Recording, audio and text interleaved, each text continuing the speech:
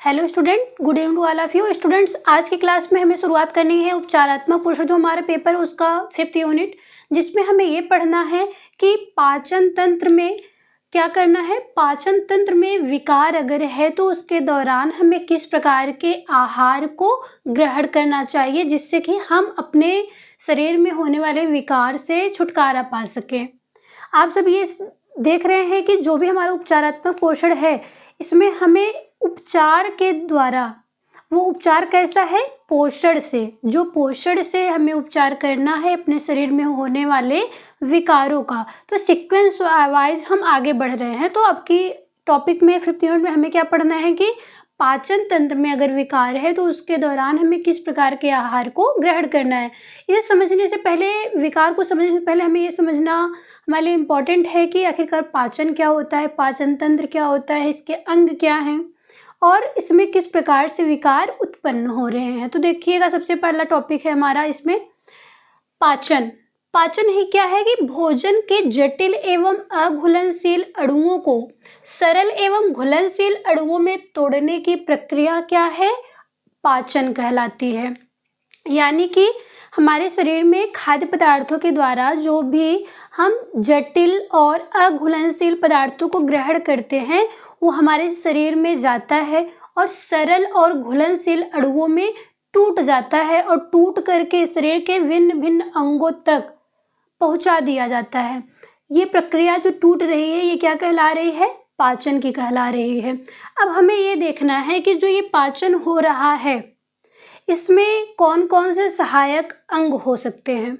देखिएगा, मनुष्य के पाचन तंत्र की अगर हम बात करें तो आहार नाल एवं उससे संबंधित पाचक ग्रंथियां सम्मिलित रूप से पाचन तंत्र बनाती हैं। जो मनुष्य का पाचन तंत्र है वो क्या है कि जो हमारा आहार नाल है, आहार नाल मतलब जिसके द्वारा हमारा आहार जो है हमारे शरीर में पहुंच रहा है, आहार नाल एवं उससे संबंधित कुछ पाचक ग्रंथियां हैं, वो क्या है, सम्मिलित रूप से एक तंत्र का निर्माण करती हैं, जिनको क्या कहा जाता है, पाचन तंत्र कहा जाता है। अब हम बात करेंगे कि जो पाचन तंत्र है इसके कार्य क्या हो सकते हैं। तो देखिएगा, पाचन तंत्र का प्रमुख कार्य है कि वह भोजन को पचाकर शरीर के लिए उपयोगी बनाता है। जो भी तंत्र हैं, तंत्र कैसे बनेगा, ढेर सारे अंगों से मिलकर के अंग तंत्र बनता है। उसी प्रकार से जो पाचन तंत्र है, तो पाचक से संबंधित जो भी कार्य हो रहे हैं, जिन अंगों के माध्यम से हो रहे हैं, वो सम्मिलित रूप से पाचक तंत्र कहलाते हैं। अब इसमें देखिएगा कि पाचक तंत्र के मुख्यतः 2 भाग हैं। जो हमारा पाचन तंत्र है, जिसके द्वारा हमारे खाद्य पदार्थों को शरीर में पचाया जा रहा है, उन अंग तंत्रों को हम क्या कर रहे हैं, मुख्य रूप से 2 भागों में बांट रहे हैं। जिसमें देखिएगा, सबसे पहला है आहार नाल। यहाँ पे देखिएगा, सबसे पहला है आहार नाल और दूसरा है पाचक ग्रंथियां। अब ये देखिए कि आहार नाल क्या है और पाचक ग्रंथियां क्या हैं। आहार नाल की अगर हम बात करते हैं तो ये 12 मीटर लंबा होता है। जो आहार नाल है, इसकी लंबाई क्या है, 12 मीटर है, जो मुख्य रूप से कहाँ तक होती है, मुख से लेकर के मल द्वार तक फैला होता है। जो मुख है हमारा, मुख से लेकर के मल द्वार तक जो ये नली फैली हुई है, इसको हम क्या कह रहे हैं, आहार नाल के अंतर्गत रख रहे हैं। और देखिए, इसके प्रमुख अंग हैं। जो आहार नाल है, इसमें कौन कौन से प्रमुख अंग हैं, उसमें देखिएगा, मुख, ग्रसनी, ग्रास नली, आमाशय, आंत, और ये आंत जो है इसमें छोटी आंत और बड़ी आंत, इतने जो भी अंग हैं, ये सब किसके अंग हैं, आहार नाल के ये सब पार्ट हैं। इसके बाद देखिएगा, पाचक ग्रंथियां। ये पहला था हमारा आहार नाल और दूसरा है पाचक ग्रंथियां। पाचन तंत्र से 3 पाचक ग्रंथियां जुड़ी हुई होती हैं। जो हमारा आहार नाल है, आहार नाल जो हमने अभी बताया कि ये 12 मीटर लंबी होती है, मुख से लेकर के मल द्वार तक फैली होती है, जहाँ से हमारे शरीर के अपशिष्ट पदार्थों का विसर्जन किया जाता है। उसी जो आहार नाल है, उस आहार नाल के जितने अंग थे वो हमने देख लिया कि मुख, ग्रसनी, ग्रास नली, आमाशय और आंत हैं। आंत में छोटी आंत और बड़ी आंत है। अब ये जो हमारे पाचक तंत्र के जो आहार नाल के पार्ट हैं, इसमें कुछ पाचक ग्रंथियां भी हैं जो जुड़ी हुई हैं। ग्रंथियों से जो स्राव हो रहा है उसी के द्वारा हमारे शरीर में खाद्य पदार्थों को पचाया जा रहा है। तो उस पाचक ग्रंथियों में देखिएगा कि पाचन तंत्र से 3 पाचक ग्रंथियां जुड़ी हुई होती हैं, जिसमें अग्न्याशय, पित्ताशय और यकृत होता है। अग्न्याशय, पित्ताशय और यकृत, ये 3 होते हैं। इसके अतिरिक्त अन्य ग्रंथियां भी पाई जाती हैं जो मुख्य रूप से हम देख रहे हैं पाचक ग्रंथियों में। उसमें है क्या क्या? अग्न्याशय, पित्ताशय और यकृत। लेकिन इसके साथ ही साथ कुछ अतिरिक्त ग्रंथियां भी देखने को मिलती हैं, जिसमें देखिए मुख में लार ग्रंथि पाई जा रही है जो हमारे खाद्य पदार्थों में लार को मिलाता है। पेट में जठर ग्रंथि पाई जाती है और जो आंत है उस आंत में, जो छोटी आंत और बड़ी आंत है, उससे भी जुड़ी हुई कुछ ग्रंथियां होती हैं जो भोजन को पचाने में सहायता करती हैं और इन ग्रंथियों को आंत्रीय ग्रंथि कहा जाता है। ये हो गया हमारा पाचन तंत्र। और पाचन तंत्र के ये जो मुख्य रूप से 2 भागों में इसे बांटा गया है। अब हम देखेंगे कि पाचन तंत्र की कार्यविधि, यानी कि हमारा जो पाचन तंत्र है वो किस प्रकार से कार्य कर रहा है। तो यहाँ देखिएगा एक नॉर्मल छोटे से फिगर के द्वारा आप लोगों को समझाया गया है। बहुत वीआईपी में बहुत स्पेशल फिगर तो नहीं, लेकिन आप लोग के समझने के लिए बहुत ही आसान ढंग से बनाया गया है। जिसमें देखिएगा सबसे पहले ये हो गया मुख के द्वारा खाद्य पदार्थों को ग्रहण किया था, ग्रसनी से होते हुए ग्रास नली तक पहुंचता है। ग्रास नली के बाद जो खाद्य पदार्थ है वो कहाँ पहुंच रहा है? आमाशय में पहुंच रहा है। आमाशय के बाद देखिए ये मुख से लेकर के इस तरह से जो फैला हुआ है, आमाशय से होते हुए छोटी आंत, बड़ी आंत और फिर मल द्वार तक ये पूरा फैला हुआ है। ये क्या है? आहार नाल ही है हमारा, जिसकी लंबाई हमें कितनी बताई गई है? 12 मीटर बताई गई है। यहाँ फिगर में आप लोग बस छोटी आंत को इस तरह से टेढ़ा मेढ़ा देख रहे हैं, लेकिन अगर रियल फिगर आप लोग देखें तो इसमें क्या देखने को मिलता है? ये जो भी जितना ये पार्ट है ये बीच में ये पूरा ही कवर किए होती है छोटी आंत। इस प्रकार से मुख से लेकर के मल द्वार तक ये जो भी पूरा फैला हुआ है, भोजन के ग्रहण से और विसर्जन के बीच में जितने भी ये अंग दिखाई दे रहे हैं, इन सब की लंबाई का जो माप बताया जा रहा है वो आहार नाल बताया जा रहा है। इसके बाद देखिएगा अगर इसमें नॉर्मल हम देखें तो मुख है, ग्रसनी, ग्रास नली, फिर आमाशय में भोजन पहुंचता है। इसके बाद छोटी आंत, उसके बाद यहाँ से बड़ी आंत में होते हुए फिर मल द्वार तक पहुंच जाता है। लेकिन इसी के बीच में देखिएगा जो पाचक ग्रंथियां जुड़ी हुई हैं, यहाँ पे देखिएगा ये पत्ती के नुमा एक आकार जैसा होता है, इसे क्या कहते हैं? अग्न्याशय कहते हैं। ये अग्न्याशय है। उसके बाद इसी से जुड़ा हुआ इस साइड में देखिएगा यहाँ पे पित्ताशय है और इधर यकृत है, जहाँ ये तीनों पाचक ग्रंथियां हैं जो हमारे खाद्य पदार्थों को पचा रही हैं। और ये खाद्य पदार्थ पचने के बाद शरीर के भिन्न भिन्न अंगों तक ऊर्जा के लिए भेज दिए जाते हैं। इसके बाद देखिएगा ये हो गया हमारा पाचन तंत्र की कार्य विधि। ये किस प्रकार से पाचन तंत्र हमारा पूरा कार्य कर रहा है। इस कार्य विधि को समझने के बाद ये देखिएगा कि जो हमारा पाचन तंत्र है इसमें किस प्रकार से विकार उत्पन्न हो सकता है। तो देखिएगा पाचन तंत्र के विकार, अगर इसको हम आसान भाषा में समझना चाहें तो देखिएगा पाचन तंत्र के विकार घातक हो सकते हैं। ये सबको पता है कि अगर हम भोजन को ग्रहण कर रहे हैं तो भोजन को ग्रहण करने के बाद वो हमारे शरीर में पचता है। पचने के बाद जो भी खाद्य पदार्थों के द्वारा आवश्यक पोषक तत्व हमारे शरीर में पहुंच रहा है, उससे ही हमारे शरीर की क्रियाविधि कार्यविधि सुचारू रूप से चल रही है। लेकिन अगर यही क्रियाविधि जो है वही अवरुद्ध हो जाती है तो हमारे शरीर की सारी क्रियाएं रुक सकती हैं। तो इसमें देखिएगा कि पाचन तंत्र के विकार बहुत ही घातक हो सकते हैं और जीवन की गुणवत्ता को भी प्रभावित कर सकते हैं।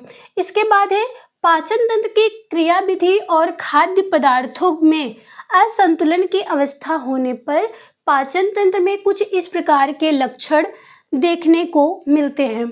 यानी कि जो हमारा पाचन तंत्र है इसमें असंतुलन देखने को मिले, यानी कि जो ये कार्य विधि है इसकी पाचन तंत्र की, अगर ये सुचारू रूप से कार्य नहीं कर रही है या फिर हम अपने दैनिक जीवन में जो भी खाद्य पदार्थों को ग्रहण कर रहे हैं उसमें कुछ कमी कर रहे हैं या अधिकता कर रहे हैं, तो हमें क्या देखने को मिलता है कि जो हमारा ये पाचन तंत्र है इसकी क्रियाएं सुचारू रूप से हो नहीं पाती हैं। इससे क्या हो रहा है कि हमारे शरीर में कुछ लक्षण देखने को मिल रहे हैं, जिसमें से देखिएगा सूजन है, कब्ज, दस्त, पेट में जलन, वमन यानी कि पलटी हो रही है, पेट में दर्द, निगलने में समस्या, वजन का घटना व बढ़ना आदि। इस प्रकार से जो भी क्रियाएं देखने को मिल रही हैं वो क्या है कि हमारे शरीर में जो पाचन तंत्र है उनमें विकार जब उत्पन्न होता है तो इस प्रकार के लक्षण हमें देखने को मिलते हैं। तो ये रहा हमारा पूरा कि पाचन तंत्र और पाचन तंत्र की कार्यविधि और किस प्रकार से उसमें लक्षण देखने को मिल रहे हैं। और इसके बाद अब देखिएगा कि जो हमारा सिलेबस है, सिलेबस में हमें पाचन तंत्र में जो विकार पढ़ने हैं उसमें से मुख्य रूप से 2 विकार को हमें पढ़ना है, जिसमें से पहला है पेप्टिक अल्सर और दूसरा है दस्त और कब्ज। पहला टॉपिक हम शुरुआत करेंगे पेप्टिक अल्सर की, जिसमें है पहले देखिएगा कि अल्सर आखिरकार होता क्या है, ये हम समझेंगे। जैसे आप लोग अधिकतर कहते हुए सुने होंगे कि अल्सर हो गया है, अल्सर हो गया है, लेकिन ये नहीं समझ में आता कि आखिर अल्सर में होता क्या चीज़ है। तो सबसे पहले ये देखिएगा कि अल्सर का अर्थ क्या होता है। अल्सर का अर्थ होता है कि घाव होना, यानी कि हमारे पेट में क्या हो गया है, घाव हो गया है। लेकिन हमें ये समझना है कि आखिर घाव किस जगह पे हुआ है। ये तो हमें बस नॉर्मल पता है कि हमारे पाचन तंत्र में कहीं किसी भाग में अल्सर हो गया है, इतना पता है। लेकिन आगे हमें ये जानना है कि आखिरकार जो अल्सर है वो किस भाग में हुआ है। तो देखिएगा कि अल्सर का सामान्य अर्थ क्या है कि घाव होना। अब देखिएगा कि पेप्टिक अल्सर में आमाशय और पक्वाशय के श्लेष्मिक झिल्लियों में क्या हो जाता है, घाव हो जाता है। जो हमारा आमाशय और पक्वाशय है उसके जो श्लेष्मिक झिल्ली यानी कि बाहरी जो आवरण है उस पे क्या हो गया है, घाव हो जाता है, जिसके परिणाम स्वरूप इसमें कई छोटे छोटे छिद्र हो जाते हैं। जो ये श्लेष्मिक झिल्लियां हैं इसमें घाव हो रहा है और इस घाव हो जाने के कारण इसमें छोटे छोटे से क्या छिद्र देखने को मिल रहे हैं। इसके बाद है आमाशय की दीवारों के श्लेष्मिक झिल्लियों में आहार धीरे धीरे नष्ट हो जाते हैं। यानी कि जो हमारा आमाशय है उसके श्लेष्मिक जो झिल्लियां हैं इसी में ही आहार नष्ट होने लगते हैं, जबकि अभी तक खाद्य पदार्थ हमारा जो है पूरी तरह से पचा हुआ नहीं है। लेकिन फिर भी ये क्या हो रहा है कि झिल्लियों में आहार धीरे धीरे नष्ट हो जा रहा है। इसके बाद है जिसके कारण रक्तस्राव होने लगता है। जब क्या हो रहा है, खाद्य पदार्थ हमारे आमाशय में पहुंचता है उसके बाद क्या हो जाता है, यहाँ पे श्लेष्मिक झिल्लियों में, यहाँ देखिएगा आमाशय और पक्वाशय की झिल्लियों में घाव हो जाता है, जिसके परिणाम स्वरूप इसमें कई छोटे छोटे छिद्र जब हो जा रहे हैं, ये छिद्र हो जाने से आमाशय की दीवारों की जो श्लेष्मिक झिल्लियां हैं इसमें आहार धीरे धीरे नष्ट होने लगते हैं, जिसके परिणाम स्वरूप रक्तस्राव हमें देखने को मिलता है। तो इसे सम्मिलित रूप से क्या कहा जा रहा है, पेप्टिक अल्सर का रूप दे दिया गया है। इसके बाद ये जो पेप्टिक अल्सर है हमें ये पता होना चाहिए कि पेप्टिक अल्सर आखिर कितने प्रकार से होता है। तो इसमें देखिए पेप्टिक अल्सर के प्रकार जो बताए गए मुख्य रूप से 2 बताए गए हैं, एक आमाशयिक पेप्टिक अल्सर और दूसरा पक्वाशयिक पेप्टिक अल्सर। इसे पॉइंट वाइज आप लोग नोट करते जाइएगा जिससे कि आपको याद करने में कोई समस्या ना हो। सबसे पहला आमाशयिक पेप्टिक अल्सर और दूसरा है पक्वाशयिक पेप्टिक अल्सर। इन दोनों अल्सर में देखिएगा कि डिफरेंट क्या है कि यह अल्सर आमाशय की ऊपरी दीवारों पर पाइलोरिक भाग के आसपास होता है। आप लोग कहते सुने जो पाइलोरिक भाग है उसमें छिद्र हो गया, पाइलोरिक छिद्र जिसे कहा जा रहा है। तो जो ये आमाशय है इसकी जो दीवार पर पाइलोरिक भाग है उसी में छिद्र हो जाता है, जिसके कारण आमाशयिक पेप्टिक अल्सर देखने को मिलता है। इसके बाद है पक्वाशयिक पेप्टिक अल्सर। यह पक्वाशयिक भाग में होता है और यह अल्सर कब होता है और किसको होता है। सामान्यतः ऐसा तो नहीं है, कहते हैं कि जो रोग है वो जो बहुत ज़्यादा परेशान लोग होते हैं, गरीब लोग होते हैं, कहते हो सुनना होगा आप लोगों ने कि सारी बीमारियां हैं जो है उसी व्यक्ति को घेर ली है। लेकिन अगर उसे व्यक्ति को बीमारी हो रही है तो आखिर क्यों हो रही है, उसके पीछे भी तो वजह होगी। जिसमें सबसे पहले देखिएगा ये बताया गया है कि जो पक्वाशयिक पेप्टिक अल्सर है यह अल्सर मुख्यतः गर्मी के मौसम में होता है। और गर्मी के मौसम में किस प्रकार के व्यक्ति को हमें देखने को मिल रहा है, ये अल्सर की गरीब किसान एवं मजदूर वर्ग के लोगों को अधिक होता है। जो गरीब किसान हैं, जो खेतों में काम कर रहे हैं, मतलब दिन भर काम कर रहे हैं, खाना पीना टाइम से नहीं मिल रहा है, ऐसे व्यक्तियों को हमें पेप्टिक अल्सर देखने को मिलता है। अगर व्यक्ति काम कर रहा है तो उसी हिसाब से उसके खाद्य पदार्थों में पौष्टिक तत्वों की उपलब्धता भी होनी चाहिए। लेकिन अगर ऐसा उसे उपलब्ध नहीं हो पाता है तो उसे विभिन्न प्रकार की बीमारियां देखने को मिलती हैं, जिसमें से एक क्या है, हमारा पेप्टिक अल्सर ही है। तो देखिएगा कि गरीब किसान एवं मजदूर वर्ग के लोगों को अधिक होता है। और क्यों हो रहा है? समय पर भोजन ग्रहण न कर पाने की दशा में यह रोग विकसित होता है। अगर लंबे समय तक भोजन नहीं ग्रहण कर रहे हैं, इसके कारण भी क्या हमें देखने को मिलता है कि पक्वास से एक पेप्टिक अल्सर देखने को मिलता है। अब ये देखिएगा कि जो पेप्टिक अल्सर हो रहा है, इसके हमने प्रकार भी पढ़ लिए, आमाशयिक और पक्वासिक। लेकिन ये दोनों ही जो अल्सर हो रहे हैं उसके मुख्य रूप से क्या कारण हो सकते हैं?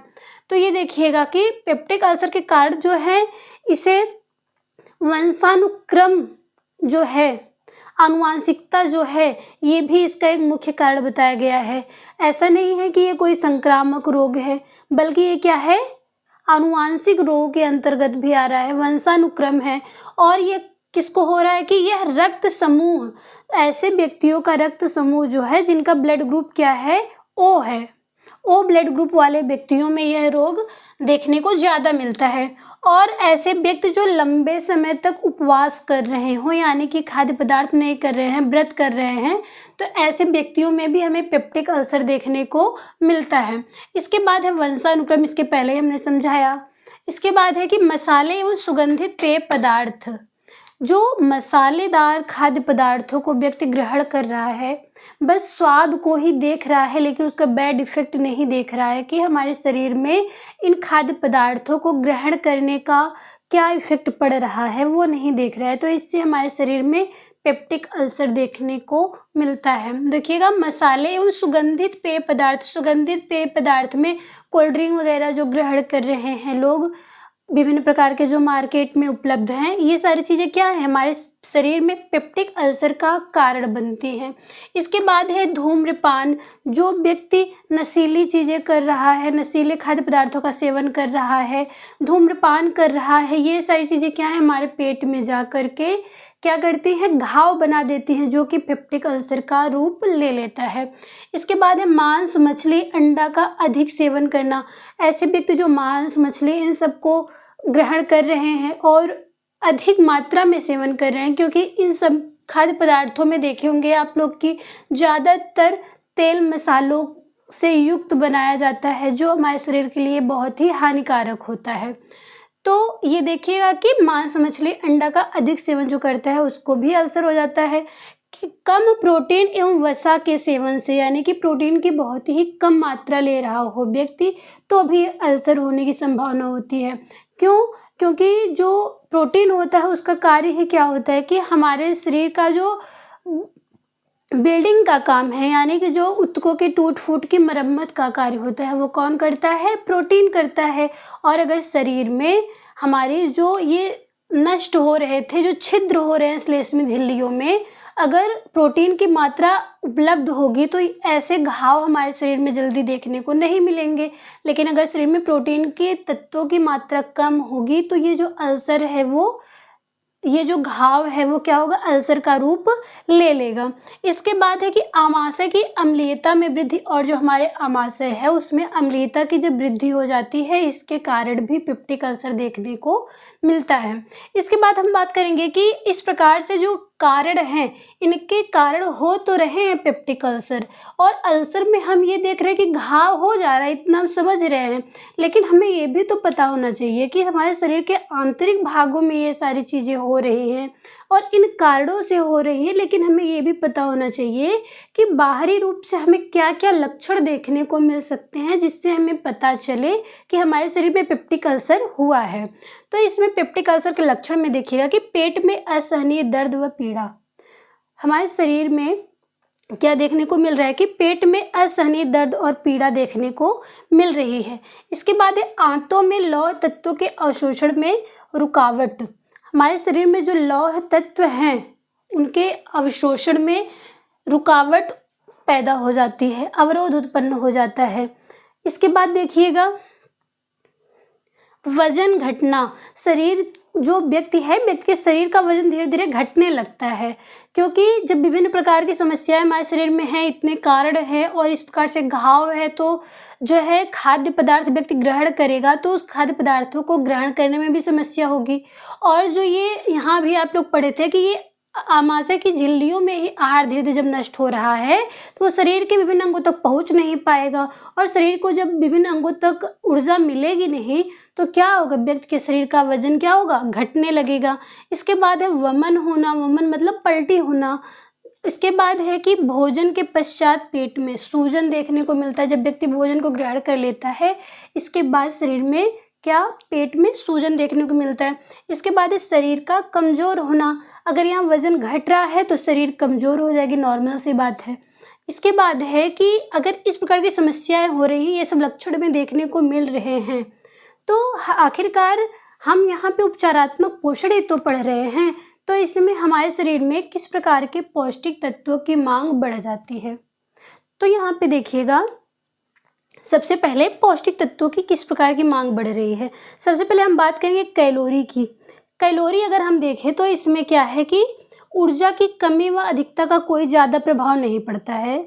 जो हमारे शरीर में कैलोरी की बात की जा रही है, पेप्टिक अल्सर की वजह से ऊर्जा की कमी व अधिकता में कोई प्रभाव ज़्यादा देखने को नहीं मिलता है। लेकिन अगर वही हम प्रोटीन की बात करें तो इसमें सामान्य व्यक्ति की अपेक्षा 50% अधिक की आवश्यकता होती है। यानी कि हमारे शरीर में जो भी हैं तत्व, जो नॉर्मल व्यक्ति होगा, सामान्य व्यक्ति होगा, और पिछली क्लास में हमने आप लोग को बताया था कि व्यक्ति के शरीर का जो वजन है उस व्यक्ति के शरीर के वजन के प्रति ग्राम हमें क्या आवश्यक होता है, प्रोटीन की आवश्यकता होती है। अगर व्यक्ति का शरीर का वजन 50 kg है तो व्यक्ति के शरीर में प्रोटीन की मात्रा भी 50 ग्राम होनी चाहिए। उसी प्रकार से इसमें ये बताया जा रहा है कि उसी मात्रा के हिसाब से कि सामान्य व्यक्ति की अपेक्षा, यानी कि शरीर में जितने पोषक तत्वों की आवश्यकता है उसके अनुसार 50% अधिक प्रोटीन की आवश्यकता होगी, क्योंकि यहाँ पे टूट फूट की मरम्मत की आवश्यकता अधिक हो रही है। इसके बाद है वसा। वसा जिस प्रकार से यहाँ पे हमें देखने को मिल रहा है कि ऊर्जा की कमी व अधिकता का कोई प्रभाव नहीं पड़ रहा है, तो उसी हिसाब से हमने बताया कि वसा के लिए कि वसा की मांग के अनुसार, ऊर्जा की मांग के अनुसार ही वसा की मांग घटती और बढ़ती है। इसके बाद है कार्बोज, यानी कि कार्बोहाइड्रेट की अगर हम बात करें तो इसमें देखिएगा कि शरीर के लिए आवश्यक कैलोरी का, हमारे शरीर के लिए जो भी कैलोरी आवश्यक है, ऊर्जा आवश्यक है, उसके अनुसार कैलोरी का 40 से 50% भाग कार्बोज से प्राप्त होना चाहिए। यानी कि जो भी हमें शरीर में ऊर्जा की आवश्यकता है, उस ऊर्जा की आवश्यकता का जिससे हमें भरपाई करना है उसका 40 से 50% भाग हमें किससे लेना चाहिए, कार्बोहाइड्रेट से प्राप्त होना चाहिए। आपको ये भी पता होगा कि वसा के द्वारा भी हमें ऊर्जा की प्राप्ति होती है, तो इसी के अनुसार लेकिन जो 40 से 50% ऊर्जा है हमें किससे प्राप्त होनी चाहिए, कार्बोहाइड्रेट से प्राप्त होनी चाहिए। इसके बाद है विटामिन की अगर हम बात करें तो विटामिन जो है इसमें विटामिन बी व विटामिन सी की आवश्यक रूप से लेना चाहिए। हमें जो विटामिन लेना है उसमें विटामिन बी और सी की आवश्यकता को बढ़ा देनी चाहिए। हमारे शरीर में जो पोषक तत्वों की मांग है उसमें से विटामिन में विटामिन बी और सी को बढ़ाना चाहिए, क्योंकि अभी कारण में आप लोगों ने कि लक्षण में आपने देखा था कि आंतों में लौह तत्व के अवशोषण में रुकावट हो रही है। और आप लोग को ये पता होगा कि अगर शरीर में लौह तत्व के अवशोषण में रुकावट हो रही है तो इसका मतलब है कि आपके शरीर में विटामिन सी की कमी है। आप भले ही कितने ही लौह तत्वों को ग्रहण करें, विभिन्न प्रकार के स्रोतों को ग्रहण करें, जैसे आप सेब खा रहे हैं और जो भी ब्राउन चीज़ें हैं, खजूर हो गया, ये सारी चीज़ों से हमें क्या मिलता है, लौह तत्व मिलते हैं। इन सब की मात्रा आप कितना भी बढ़ाते जाएं अपने शरीर के लिए, लेकिन फिर भी अगर शरीर में कोई इफेक्ट नहीं पड़ रहा है, उसका रुकावट उत्पन्न हो रहा है, तभी तो इफेक्ट नहीं पड़ रहा है। और इसका सीधा मतलब है कि आपके शरीर में सिर्फ और सिर्फ लौह तत्वों की ही कमी नहीं बल्कि विटामिन सी की भी कमी है। इसलिए हमें क्या करना है कि अगर लक्षण में हमें ये देखने को मिल रहा है कि आंतों में लौह तत्वों के अवशोषण में रुकावट हो रही है, तो सामान्य सी बात है कि हमारे अपने शरीर के लिए विटामिन बी के साथ ही साथ विटामिन सी की मात्रा को भी क्या करना चाहिए, बढ़ा देना चाहिए। अब नेक्स्ट टॉपिक हम शुरुआत करेंगे नेक्स्ट पॉइंट की कि अगर इस प्रकार के पौष्टिक तत्वों की हमारे शरीर में मांग है तो इन मांग को पूरा करने के लिए हमें अपने आहार में किस प्रकार के संशोधन करने चाहिए। तो इसमें देखिएगा सबसे पहला पॉइंट है जटिल खाद्य पदार्थों से युक्त आहार। जो जटिल खाद्य पदार्थ हैं उनमें से हमें क्या क्या लेना है? सबसे पहले अनाज, ज्वार, बाजरा, चावल, रागी, इन सबको क्या करना है? अपने खाद्य पदार्थों में शामिल करना है। जिसमें से ज्वार, बाजरा, रागी ये सब तो प्रेजेंट टाइम में हमें देखने को ही नहीं मिल रहा है। ज़्यादा से ज़्यादा लोग वही पनीर और ढेर सारे मसाले युक्त खाद्य पदार्थ मार्केट से और सब जगहों से ग्रहण कर रहे हैं, लेकिन ज्वार, बाजरा, रागी इन सबको खाद्य पदार्थों में शामिल नहीं किया जा रहा है।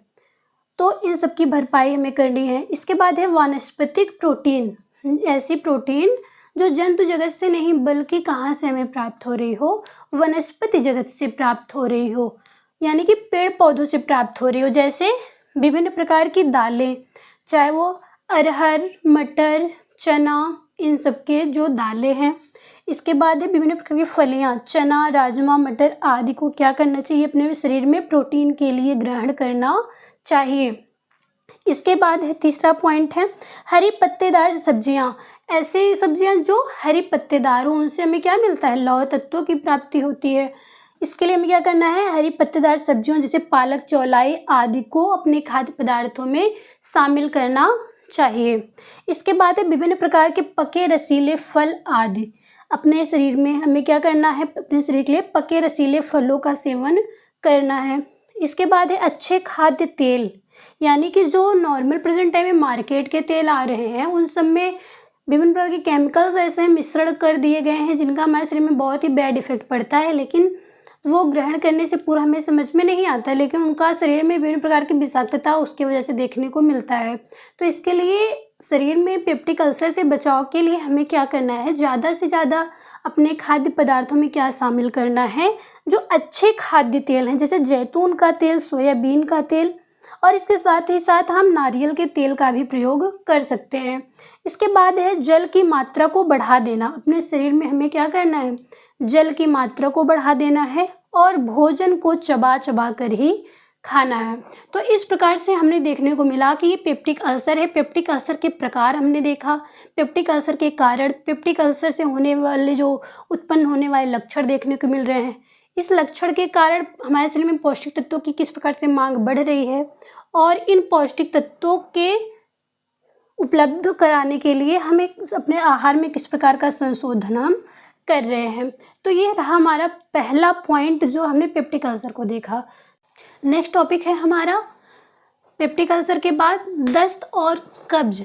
इन दोनों विकार के दौरान हमें किस प्रकार के लक्षण, कारण और फिर इसमें आहार संशोधन किस प्रकार से किया जा रहा है। तो देखिएगा दस्त के दौरान क्या होता है, दस्त किस प्रकार से हम कह सकते हैं इसको। देखिए दस्त को क्या कहते हैं, और अतिसार व डायरिया के नाम से भी इसको जाना जाता है। और सामान्य तौर पे अगर देखा जाए तो ये ज़्यादातर छोटे बच्चों में देखने को मिलता है। इसमें देखिएगा ये किस प्रकार से होता है, जो कि अशुद्ध जल से फैलने वाला रोग है। इसमें मल त्याग की मात्रा में क्या होती है? वृद्धि देखने को मिलती है। इसके बाद है एक दिन में 3 बार या इससे अधिक बार क्या होता है? मल त्याग को देखने को मिलता है। यानी कि सामान्य स्थिति के अतिरिक्त इसमें मल त्याग की मात्रा जो है दिन में ही 3 बार या इससे अधिक बार देखने को मिलता है। इसके बाद इसके लक्षण की अगर हम बात करें तो दस्त में क्या होता है कि जब भी मल त्याग होता है वो सामान्य की अपेक्षा पतला होता है और इसके साथ ही साथ पाचन में क्या कमी देखने को मिलती है। यानी कि जिस प्रकार से सामान्य अवस्था में खाद्य पदार्थों को ग्रहण करने के बाद खाद्य पदार्थ पच जाता है, उसके अपेक्षा इसमें पाचन में कमी देखने को मिलती है। इसके बाद है पेट में सूजन देखने को मिलता है दस्त के दौरान, और फिर कमजोरी, यानी कि जब खाद्य पदार्थ हमारे शरीर में पचेगा ही नहीं तो हमें ऊर्जा कहाँ से मिलेगी। तो इसके दौरान हमें शरीर में कमजोरी भी देखने को मिलता है। पेट में दर्द, भूख की कमी, वमन आदि लक्षण देखने को मिलते हैं। यानी कि दस्त का पतला होना, पाचन में कमी, पेट में सूजन, कमजोरी, पेट दर्द, भूख की कमी, वमन आदि जो लक्षण हैं ये देखने को मिल रहे हैं कब? दस्त के दौरान। इसके बाद है कि इसके अतिरिक्त क्या हमें कारण इसके क्या हो सकते हैं। देखिएगा संक्रमण के दौरान एंट अमीबा होता है, अमीबी पेचिस जो होता है, ऐसे कुछ और भी बैक्टीरियल होते हैं जिसकी वजह से भी हमें क्या होता है देखने को मिलता है दस्त। इस प्रकार से हम कहते हैं कि संक्रमण के दौरान भी हमें का दस्त देखने को मिलता है। और इसके साथ ही साथ अशुद्ध जल का सेवन करने से, खराब भोजन यानी कि जैसे शाम का बना हुआ भोजन सुबह में करना, या फिर लंबे समय के बाद, जिसे दुकानों पे आप देखते होंगे कि जो आज के बचे हुए हैं खाद्य पदार्थ, वो क्या करते हैं, वो वेस्ट नहीं करते हैं, उसको फेंकते नहीं, बल्कि नेक्स्ट डे भी उसको फिर से गर्म कर देते हैं और उसी खाद्य पदार्थ को फिर से मार्केट में उपलब्ध कर देते हैं। तो इससे क्या होता है कि हमें संक्रमण देखने को मिलता है और इसकी वजह से हमें क्या देखने को मिलता है, दस्त। इसके बाद है दवाओं का दुष्प्रभाव। विभिन्न प्रकार की दवाइयों का भी इस्तेमाल क्या है, हमारे शरीर में दुष्प्रभाव पहुंचाता है, यानी कि उसकी वजह से दस्त की लक्षण हमें दिखाई देते हैं। इसके बाद है कि अगर शरीर में दस्त हो रहा है तो इस दस्त के दौरान हमें अपने आहार में किस प्रकार से संशोधन करना है। हमें डायरेक्ट दवाओं के पास नहीं जाना है, बल्कि हमें शरीर का जो उपचार करना है, दस्त का उपचार करना है, वो आहार में संशोधन के दौरान करना है। तो इसमें किस प्रकार से करेंगे देखिएगा। तरल पदार्थों का सेवन, अब मैं अपने खाद्य पदार्थों के साथ ही साथ क्या करना है, तरल पदार्थों की मात्रा को बढ़ा देना है। और नॉर्मल देखिएगा, जैसे ORS का घोल देखे होंगे आप लोग, जो डॉक्टर लोग सलाह देते हैं पीने के लिए। इसके बाद है विभिन्न प्रकार की सब्जियों के जो सूप उपलब्ध कराए जाते हैं, फलों के रस जो होते हैं, इन सब का सेवन दस्त के दौरान क्या होता है, हमारे शरीर में निर्जलीकरण की पूर्ति करता है। यानी कि हमारे शरीर में जो जल की मात्रा की कमी हो रही है, वो सब की पूर्ति इन सब के द्वारा हो रहा है। ORS सूप, फलों के रस के द्वारा निर्जलीकरण की पूर्ति की जा रही है। इसके बाद है नमकीन और पोटेशियम युक्त, नमकीन यानी कि नमक और पोटेशियम युक्त खाद्य पदार्थों का सेवन हमारे लिए क्या होता है, आवश्यक होता है।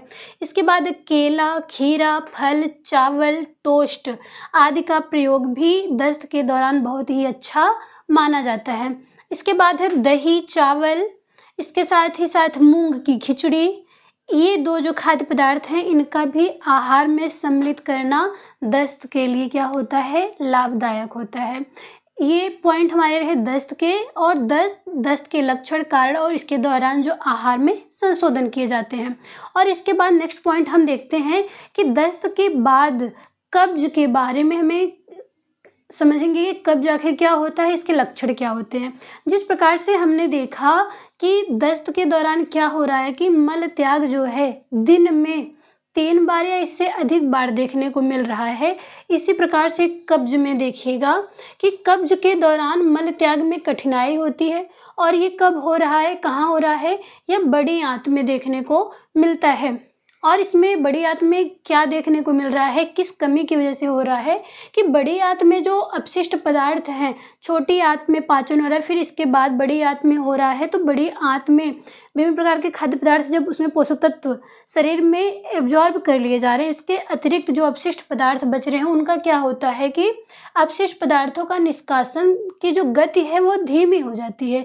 यानी कि बड़ी आंत के बाद जो है मल द्वार तक जाता है ये खाद्य, जो अपशिष्ट खाद्य पदार्थ है, तो इसकी गति क्या है, वो धीमी हो जाती है। यानी कि मल द्वार तक वो पहुंचने में बहुत ही ज़्यादा समय लगता है।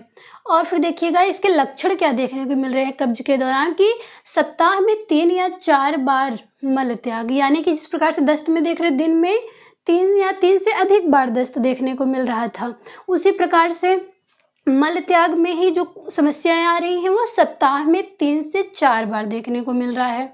इसके बाद मल त्याग में कठिनाई होना, मल त्याग करते समय क्या है, शरीर में कठिनाई देखने को मिल रही है और इसी के साथ ही साथ दर्द भी देखने को मिलता है। इसके बाद है मल का कठोर होना, जिस प्रकार से इसमें आपने दस्त में देखा था कि मल त्याग क्या हो रहा है, पतला हो रहा है, उसी प्रकार से इसमें मल त्याग कठोर हो रहा है। मल के साथ ही साथ रक्त स्राव भी देखने को मिलता है। इसके बाद पेट का भारीपन, यानी कि जब पेट में कब्ज हो रहा है, इसके दौरान जब अपशिष्ट पदार्थ शरीर से बाहर निष्कासित नहीं होते हैं तो पेट क्या होता है, भरा भरा सा लगता है और भारीपन देखने को मिलता है। मल का पेट में ही जमाव होना, जब खाद्य पदार्थ के जो अपशिष्ट पदार्थ हैं, जो पोषक तत्वों के एब्जॉर्ब हो जाने के बाद जो अवशिष्ट पदार्थ बच रहे हैं, बड़ी आंत में उनके निष्कासन की गति धीमी हो जा रही है। तो ये देखने को मिल रहा है कि मल का जो है जमाव पेट में क्या होता है, होने लगता है। ये रहे कब्ज के लक्षण। अब नेक्स्ट पॉइंट है कि कब्ज के ये जो लक्षण हैं ये किस कारण से देखने को मिल रहे हैं। तो इसमें देखिएगा नरम खाद्य पदार्थों का सेवन। आजकल के समय में देखिएगा ज़्यादा से ज़्यादा नरम चीज़ें लोग ढूंढते हैं और नरम चीज़ों को ज़्यादा सेवन करने से शरीर में कब्ज देखने को मिलते हैं। इसके बाद देखिएगा कम रेशेदार पदार्थ का सेवन करना।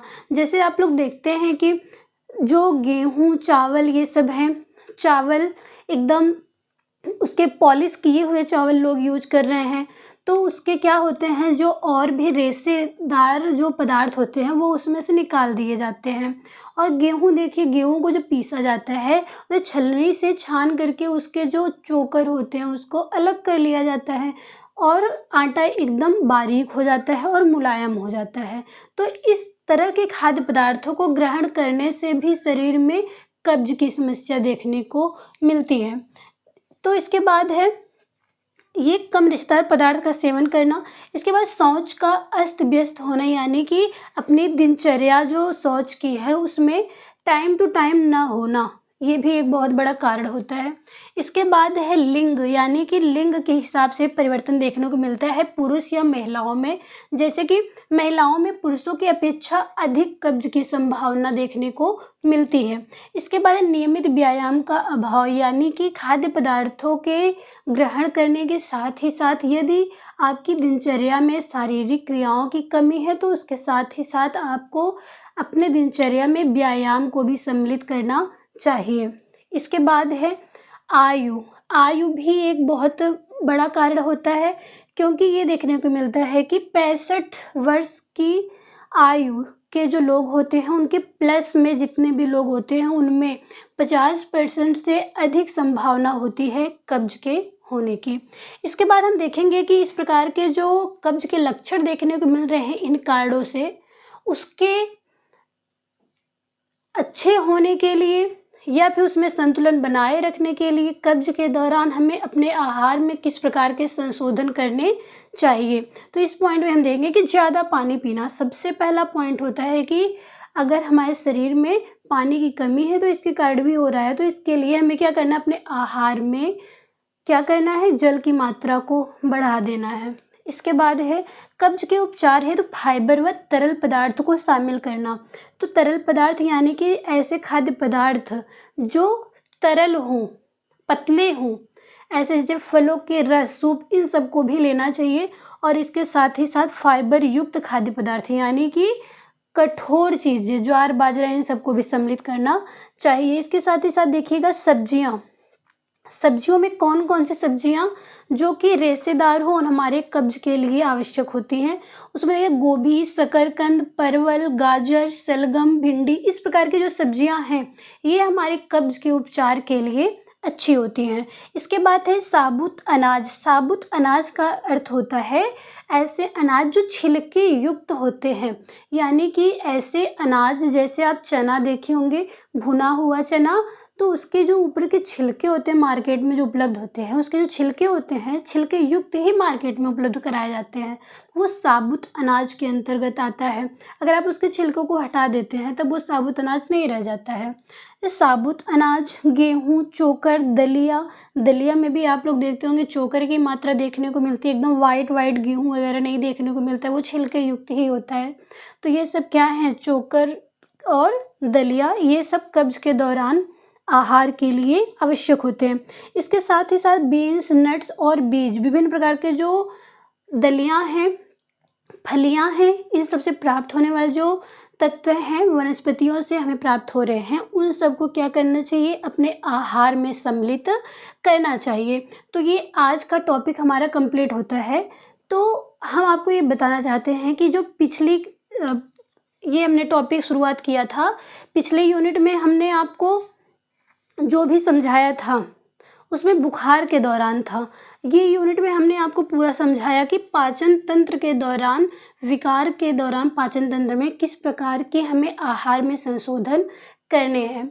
तो इसी के साथ हम इस क्लास को समाप्त करते हैं। मिलते हैं नेक्स्ट क्लास में, तब तक के लिए धन्यवाद।